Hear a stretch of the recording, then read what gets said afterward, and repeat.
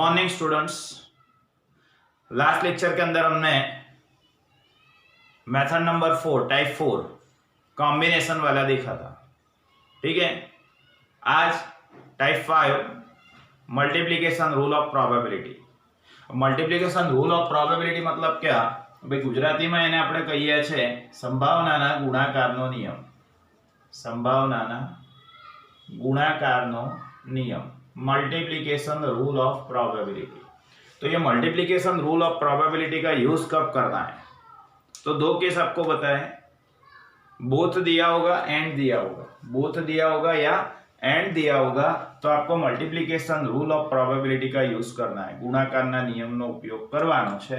Example के अंदर क्या दिया होगा? बोथ या एंड। ठीक है, अब ये मल्टीप्लिकेशन रूल दो तरह से लिखते हैं हम, dependent events and independent events.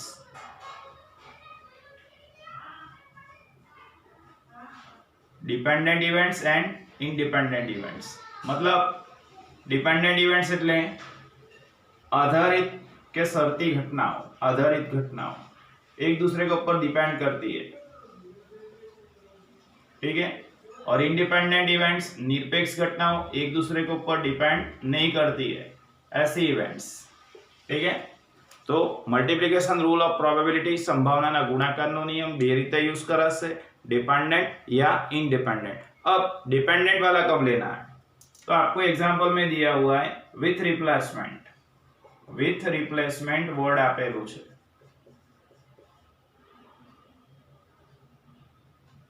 With replacement, without replacement. पहले में रहेगा विदाउट रिप्लेसमेंट। विदाउट रिप्लेसमेंट मतलब क्या? गुजराती में कहवाय पुरवणी रहित। ठीक है, फॉर एग्जाम्पल 20 आइटम्स है, उसके अंदर से आपको दो सिलेक्ट करना है, वन बाय वन, एक के बाद एक दो सिलेक्ट करना है। तो अब क्या होगा? 20 से पहले मैं एक सिलेक्ट करूंगा तो 19 होंगे, 20 से एक सिलेक्ट कर लिया, 19 बाकी रहे। अब ये जो एक सिलेक्ट किया है मैंने, उसको यहाँ रिप्लेस नहीं करता हूँ। इसका मतलब ऐसा हुआ कि दूसरी बार मैं सिलेक्शन करूंगा वो मुझे 19 में से करना पड़ेगा। तीसरी बार सिलेक्शन कर रहा हूं तो 18 से करना पड़ेगा। तो उसको क्या कहते हैं? Without replacement. 20 आइटम्स थी, 2 यूनिट लेना था मुझे, लेकिन कैसे लेना था? One by one without replacement. पुरवणी रहित बे वस्तु आपणे सिलेक्ट करवानी हती, एक पछी एक वारा फरती। इसका मतलब ऐसा हुआ, पहले एक यूनिट लूंगा तो 20 में से लूंगा, फिर जो एक यूनिट सिलेक्ट हो गया उसको वापस नहीं रखता हूं। एक बार सिलेक्ट किया हुआ यूनिट को दूसरा यूनिट सिलेक्ट करने के टाइम जो पहले सिलेक्ट किया था उसको वापस हम नहीं डालते। 20 ऑब्जर्वेशंस थे, उसमें से एक सिलेक्ट कर लिया, अब 19 रहे, तो अब दूसरी बार जो मैं सिलेक्शन करूंगा वो 19 में से एक का करूंगा। तीसरी बार सिलेक्शन करूंगा तो 18 से किसी एक का सिलेक्शन करूंगा। तो इस तरह से ऐसी जो सिलेक्शन है उसको हम क्या कहते हैं? Without replacement. तो अगर आपको एग्जांपल के अंदर विदाउट रिप्लेसमेंट दिया हुआ है तो probability of A intersection B का फॉर्मूला आप लिखेंगे probability of A into probability of B slash A. इसी तरह से probability of A intersection B equal to हम ऐसे भी लिख सकते हैं probability of B into probability of A slash B, लेकिन जनरली ये पहले वाला फॉर्मूला ही आएगा, probability of A intersection B equal to probability of A into probability of B slash ए, या फिर probability of A intersection B equal to probability of B into probability of A slash B. अब 3 events होगी, probability of A intersection B intersection सी।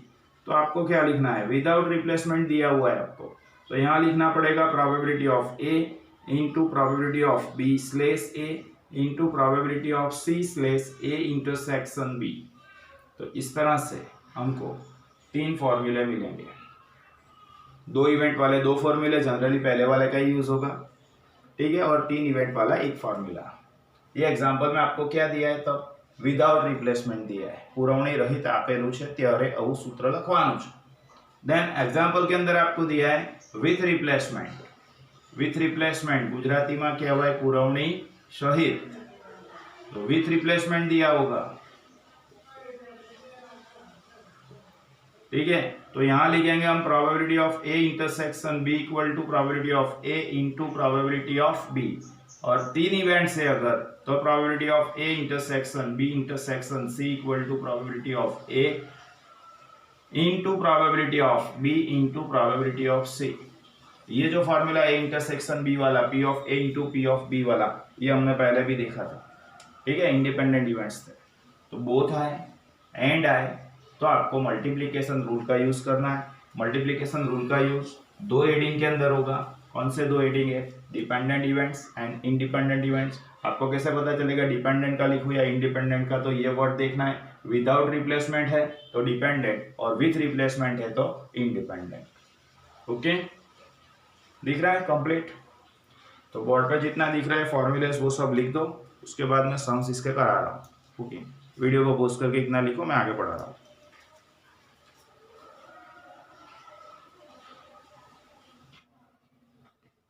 चलो इस method के अंदर first example हम देखते हैं। अब एक contains 3 white and 2 black ball. एक बैग के अंदर 3 व्हाइट और 2 ब्लैक बॉल है। 2 बॉल्स आर ड्रॉन, 2 बॉल ले रहे at random, one after the other. One after the other इसका मतलब एक के बाद एक 2 बॉल सिलेक्ट करना है। Find the probability that they are both white, दोनों व्हाइट है उसकी प्रोबेबिलिटी हमको फाइंड करनी है। देखना सामने एग्जांपल 1, ठीक है। A bag contains 3 white and 2 black balls.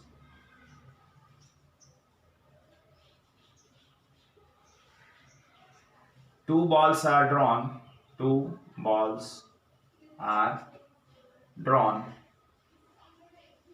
One after the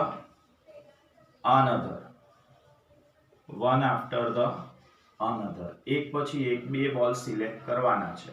अभी नंबर 1 में आपको बोला है the first ball is not replaced. First ball is not replaced, इसका मतलब क्या हुआ? पहले जो सिलेक्ट किया है ना उस बॉल को रिप्लेस नहीं करना है, मतलब विदाउट रिप्लेसमेंट हो गया। इसका मतलब ऐसा कि 3 और 2 5 थे, पहली बार मैं एक सिलेक्ट करूंगा तो 5 में से एक को सिलेक्ट करूंगा, जो सिलेक्ट हो गया वो निकाल दूंगा, वापस नहीं डालूंगा। इसका मतलब ऐसा हुआ कि दूसरी बार मुझे सिलेक्शन 4 में से करना पड़ेगा। अंडरस्टैंड? उसको बोलते हैं without replacement. Number 1, the first ball is not replaced. The first ball is not replaced, पहला बॉल हमको रिप्लेस नहीं करना है, ठीक है।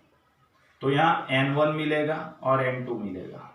First ball is not replace, 3 white थे 2 ब्लैक थे, तो 3 और 2 5 हो गए। 5 में से एक सिलेक्ट करूंगा 5C1 दैट इज 5।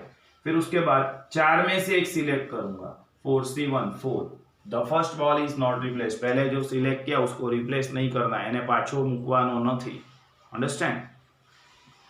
तो पहली बार 5C1 और दूसरी बार 4C1। अब आगे देखते हैं। Find the probability that they are both white, दोनों व्हाइट है उसकी प्रोबेबिलिटी हमको फाइंड करनी है। तो इवेंट ए लिखेंगे, इवेंट बी लिखेंगे। Event A, first ball is white, पहला बॉल व्हाइट है। फिर इवेंट बी में लिखेंगे, event B, second ball is white, दूसरा बॉल भी व्हाइट है। तो फर्स्ट बॉल इज व्हाइट उसको ए लिखा, सेकेंड बॉल इज व्हाइट उसको बी लिखा। तो यहाँ मुझे M1 और M2 भी मिलेंगे। First ball is white, white कितने थे? 3 थे, 3 में से एक सिलेक्ट किया 3C1। अब 3 में से एक सिलेक्ट किया 2 रहे, तो अब दूसरी बार में जो सिलेक्ट कर रहा हूं वो 2 में से सिलेक्ट करना पड़ेगा। इसका मतलब 2C1 2 लिखेंगे। Then probability that both are white, दोनों व्हाइट है उसकी प्रोबेबिलिटी हमको फाइंड करना है। मतलब बोथ वर्ड आया तो probability of A intersection B find करेंगे। लेकिन यहाँ first ball is not replaced, इसका मतलब विदाउट रिप्लेसमेंट आपको दिया हुआ है। तो विदाउट रिप्लेसमेंट का फॉर्मूला लिखेंगे probability of A into probability of B slash A. ये स्लेस देख के डरो मत, बी स्लेस ए कितना है? ए कैसे मिलेगा? तो M1 अपॉन N1 करने से मिलेगा। और b स्लेश a कैसे मिलेगा, तो m2 बाय n2 करने से मिलेगा, और कुछ नहीं है। m1 upon n1 into m2 by n2, तो m1 आपका 3 था, n1 कितना था 5, ये रहा, into m2 by n2, m2 is ये रहा m2 2 एंड n2, तो n2 आपका 4 है। 2 इंटू 1 2 इंटू 4 करने से 2 इंटू 2 करने से 4 मिलेगा। तो फाइनल आंसर मुझे मिला 3 into 1 3 and 5 into 2 10। Answer is 3 by 10। अब दूसरा पार्ट में क्या बोला है आपको, देखो, the first ball is replaced before drawing the second one. The first ball is replaced, the first ball is replaced, पहले बॉल को रिप्लेस कर देना है। इसका मतलब ऐसा हुआ, पहले 5 में से 1 में सिलेक्ट कर रहा हूं, तो 5C1 5। अब 5 में से 1 सिलेक्ट किया मैंने तो 4 हो गए, लेकिन जो पहले सिलेक्ट किया था उसको वापस डाल देना है। पाछो मूकी देवानो है, तो उसको विथ रिप्लेसमेंट करेंगे। इसका मतलब ऐसा, 5 में से 1 सिलेक्ट किया 4 हो गए, लेकिन ये जो 1 है उसको फिर से डाल देना है। मतलब अगेन दूसरी बार में सिलेक्शन कितने में से करूंगा, तो 5 में से ही करना पड़ेगा, समझे। तो 5C1 रहेगा फिर से भी, n2 इज 5C1 5। अब यहाँ भी प्रोबेबिलिटी आपको फाइंड करना था, बोथ आर वाइट की, तो इवेंट ए लिखेंगे, इवेंट बी लिखेंगे। इवेंट ए के अंदर हम लिखेंगे first ball is white, first ball is white. Event B के अंदर लिखेंगे second ball is white, first ball is white, second ball is white. तो first ball is white m1, second ball is white m2। अब white कितने थे आपके पास, 3 थे, तो 3C1 इज 3। अब 3 में से मैंने 1 सिलेक्ट कर लिया, 2 रहे, लेकिन जो सिलेक्ट किया उसको वापस रख देना है, पाछो मूकी देवानो है। तो अगेन दूसरी बार भी मैं किस में से सिलेक्ट करूंगा, 3 में से, 2 में से नहीं। 3C1 that is 3। In short आप याद रखो, यहाँ विदाउट रिप्लेसमेंट है, नॉट रिप्लेस्ड, तो एक एक कम करना है। 5C1 तो 5, फिर 4C1 लेना है 4, इसी तरह से m1 3, 2C1 2 कम करना है विदाउट रिप्लेसमेंट। और विथ रिप्लेसमेंट के अंदर सेम टू सेम रहेगा, n1 5 n2 5, m1 3 m2 3। Understand, ऐसा होता है। चलो देखो, अब यहाँ टाइटल डालूंगा, probability that both are white, probability that both are white, दोनों वाइट है उसकी प्रोबेबिलिटी। मतलब मुझे फाइंड करना है probability of A intersection B, P of A into P of B. P of A is m1 by n1, m1 by n1 into probability of B is m2 by n2। m1 कितना है, ये रहा, m1 is 3, n1 is 5, तो 3/5 into, देखो यहाँ 3/5 into 2/4 आया, एक एक कम हो गया था, दिख रहा है, यहाँ कम नहीं होगा, फिर से 3/5 ही रहेगा। तो आंसर इज 9/25। कैसे 9/25, तो मल्टीप्लाई किया ना मेरे भाई, 3 इंटू 3 9, 5 इंटू 5 25। ठीक है, तो ये एग्जाम्पल नंबर 1 किया मैंने। अब एग्जाम्पल नंबर 2 आप होमवर्क में करेंगे, ठीक है, अभी लास्ट में मैं एक्सप्लेन कर दूंगा कैसे करना है। ये एग्जाम्पल नंबर 1 किया ना आपने, एक्सप्लेन कर ही देता हूँ। एग्जाम्पल नंबर 1 किया, इसी तरह से एग्जाम्पल नंबर 2 करना है, लेकिन वहां पे अंडरलाइन कर दो विदाउट रिप्लेसमेंट। दूसरे एग्जाम्पल में विदाउट रिप्लेसमेंट दिया हुआ है, तो विदाउट रिप्लेसमेंट में कैसे करना है, जैसे यहाँ मैंने पहले में किया है इसी तरह से करना है। ये दूसरा पार्ट आपको नहीं दिया है, ओनली विदाउट रिप्लेसमेंट दिया है, विथ रिप्लेसमेंट नहीं दिया है। अंडरस्टैंड, समझ गए। और ब्लैक का प्रोबेबिलिटी फाइंड करना है। चलो example number 3, there are 8 red balls. Example number 3,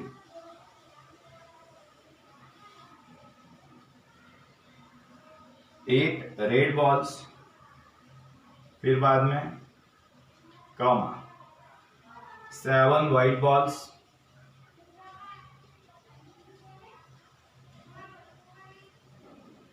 and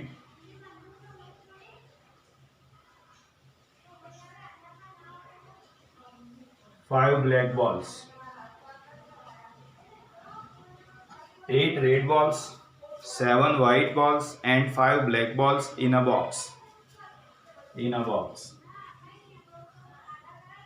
फिर आगे 3 balls are selected, 3 balls are selected, 3 ball select करना है, 3 बॉल को सिलेक्ट कर रहे हैं। Number 1 first sampling without replacement, sampling without replacement. चलो विदाउट रिप्लेसमेंट दिया हुआ है, पुरवणी रहित निदर्शन पद्धति विदाउट रिप्लेसमेंट, एक एक कम करना है, ठीक है।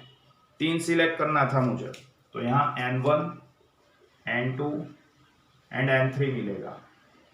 8 रेड 7 वाइट एंड 5 ब्लैक, तो 8 + 7 15, 15 + 5 20, तो 20 C1 मतलब 20 मिला। फिर 19 C1 19 मिलेगा और 18 C1 तो 18 मिलेगा। समझ गए? 1 2 3 एक एक कम करना है। 20 थे, एक सिलेक्ट किया, 19 रहे, 19 में से एक सिलेक्ट करो, अब 18 रहे, उसमें से एक सिलेक्ट करो, 18 C1, राइट। 19 20 19 18। अब आगे what is the probability that first ball is red? Event A लिखेंगे उसको, event A, event B and event C.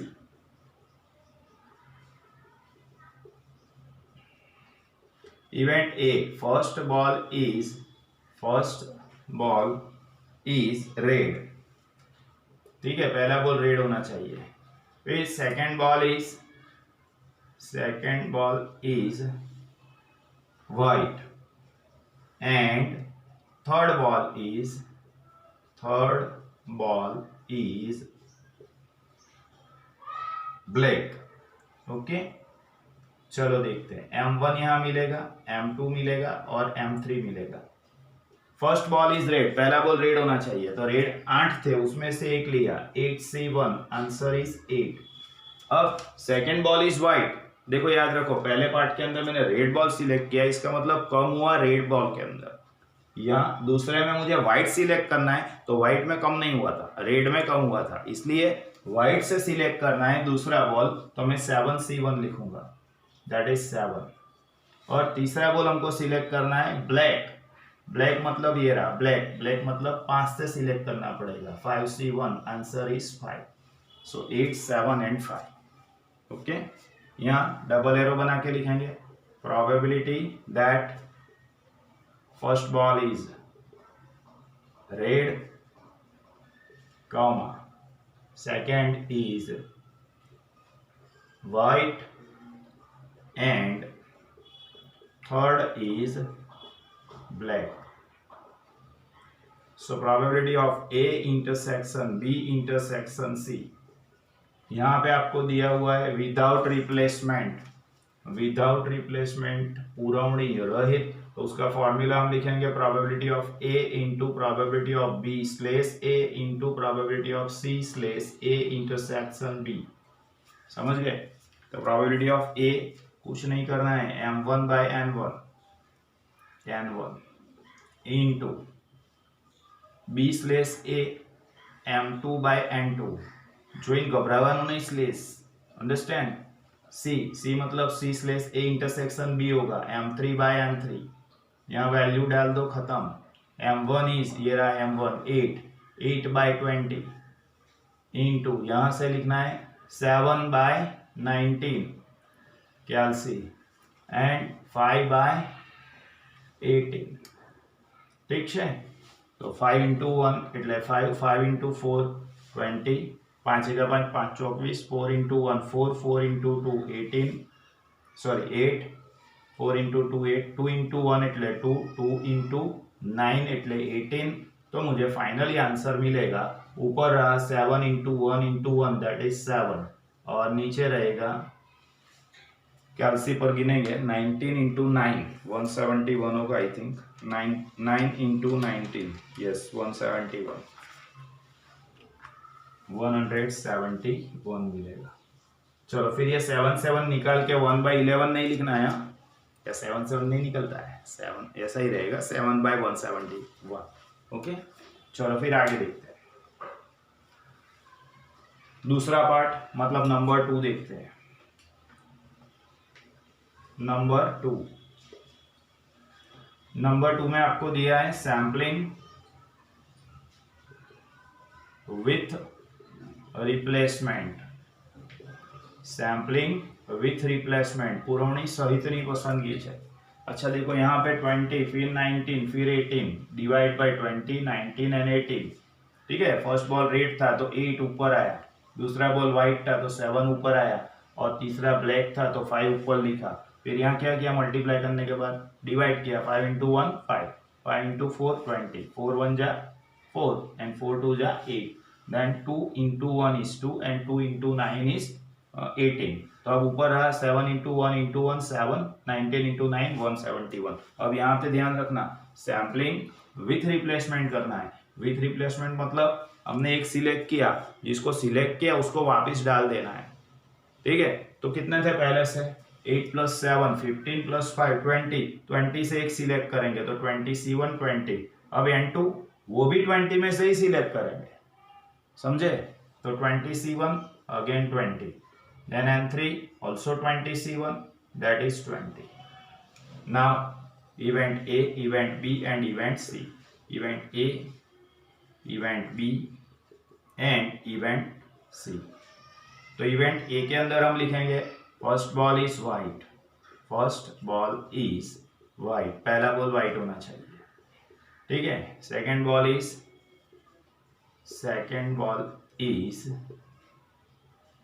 First ball is red होना चाहिए, first ball is red, second ball is white, third ball is black, third ball is black.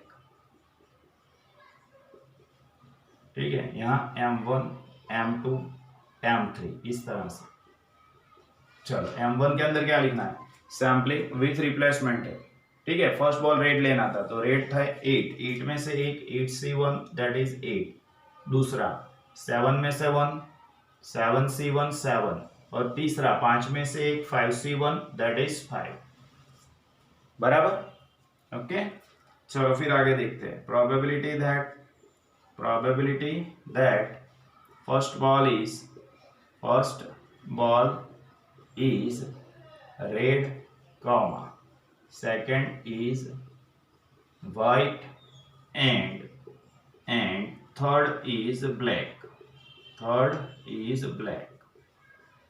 so probability of A intersection B intersection C find करेंगे। probability of A into probability of B slash A, sorry probability of be directly, slash वाला without replacement में आता है। ठीक है, यहाँ without replacement था इसलिए स्लेश वाला फॉर्मूला, यहाँ स्लेश बगैर का आएगा, into probability of C. So probability of A into probability of B into probability of C, that is M1/N1 into M2/N2 into M3/N3। M1/N1 that is 8/20 into 7/20 into 5/20। अब cancel करेंगे, 5 into 1 5, 5 into 4 20। ठीक है, 4 into 1 4, 4 into 2 8, 2 into 1 2, 2 into 10 20।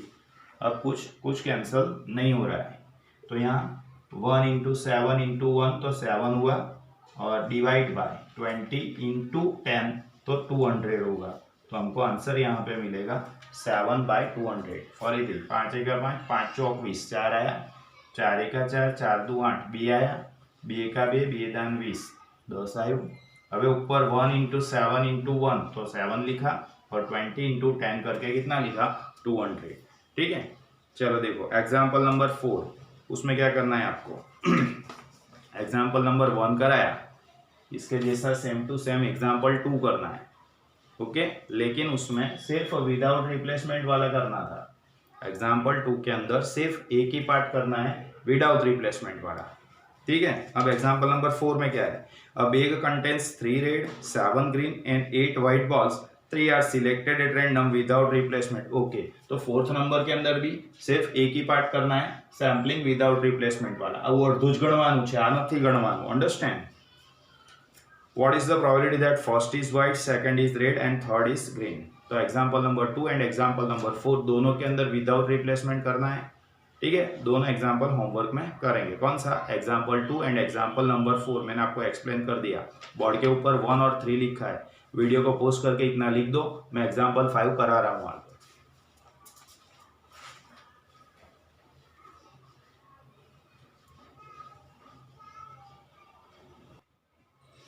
Now example number 5. Find the probability of drawing a queen, a king and a knave or a jack in that order from a pack of 52 cards. 52 cards है, उसके अंदर से हमको पहले queen, फिर king और फिर नेव मतलब जैक निकालना है। ठीक है, इन 3 कॉन्सेक्यूटिव ड्रॉज मतलब एक के बाद एक, इस तरह से 3 बार एक एक कार्ड लेना है।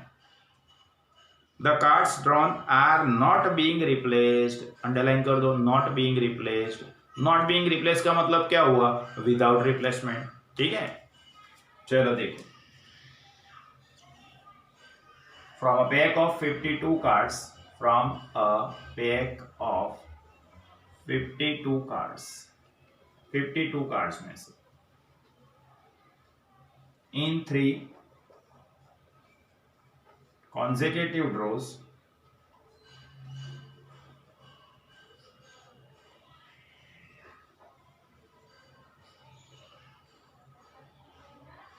the cards drawn એટલે લીધેલું પત્તું are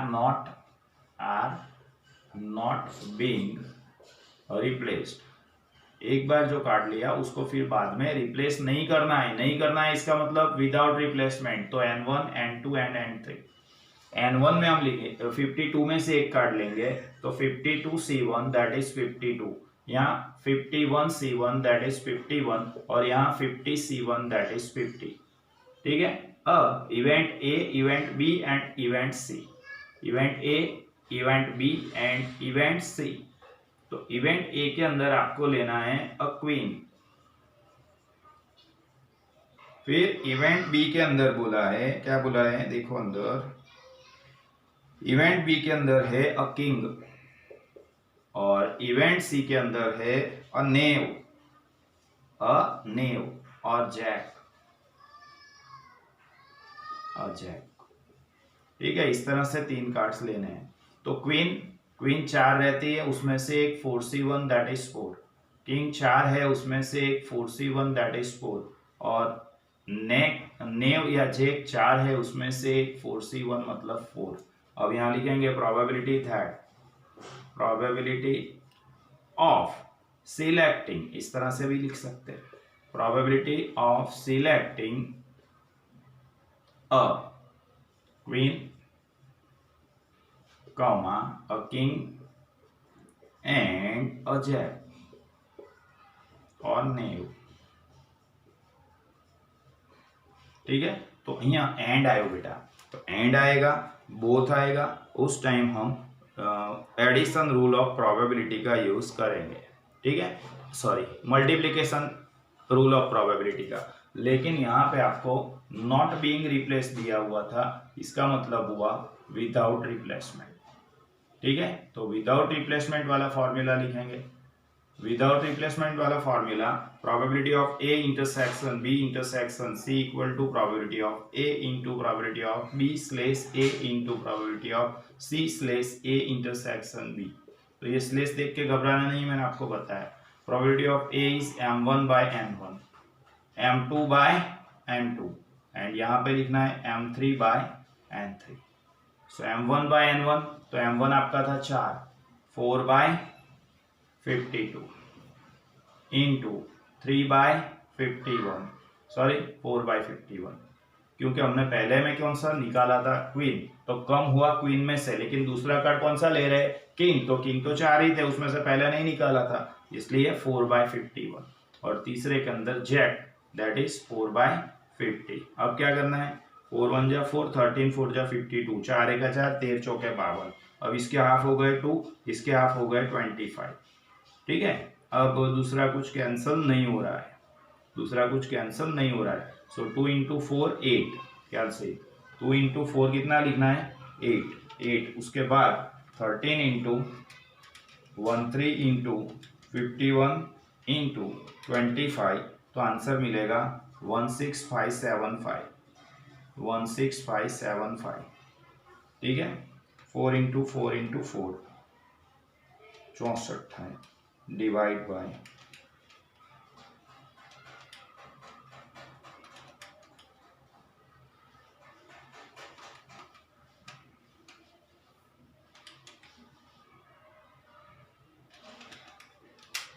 ठीक है, सही है ना। 4 × 1 એટલે 4, 13 × 52 એટલે 4। अब इसके हाफ की, अच्छा यहाँ ये 2 है, ये रहा, इसके हाफ 2, इसके हाफ 25, तो 2 × 4 करके 8 लिखा, फिर 13 × 51 × 25 किया, 16575, एकदम कंप्लीट। ओके, तो एग्जाम्पल नंबर 5 तक हमने कंप्लीट किया है। अब आपको एग्जाम्पल नंबर कौन सा होमवर्क में करना है? Example 2 and example 4। चलो, ये क्लास वर्क में हमने क्या किया और सामने होमवर्क में क्या दे रहा हूँ। एग्जाम्पल नंबर 1 किया, इसके जैसा same to same example number 2 आपको होमवर्क में करना है। एग्जाम्पल नंबर 3 किया, उसके जैसा एग्जाम्पल नंबर 4 आपको होमवर्क में करना है। और एग्जाम्पल नंबर 5 उसके जैसा कोई होमवर्क नहीं करना है। इसका मतलब शॉर्टकट में आपको 2 सम होमवर्क में करना है, example number 2 and example number 4। 5 तक का हमने कंप्लीट किया है। नेक्स्ट लेक्चर के अंदर एग्जाम्पल नंबर 6 से आगे बढ़ाऊंगा। ठीक है ना बेटा? ओके, तो नेक्स्ट लेक्चर में मिलते हैं। Bye everyone.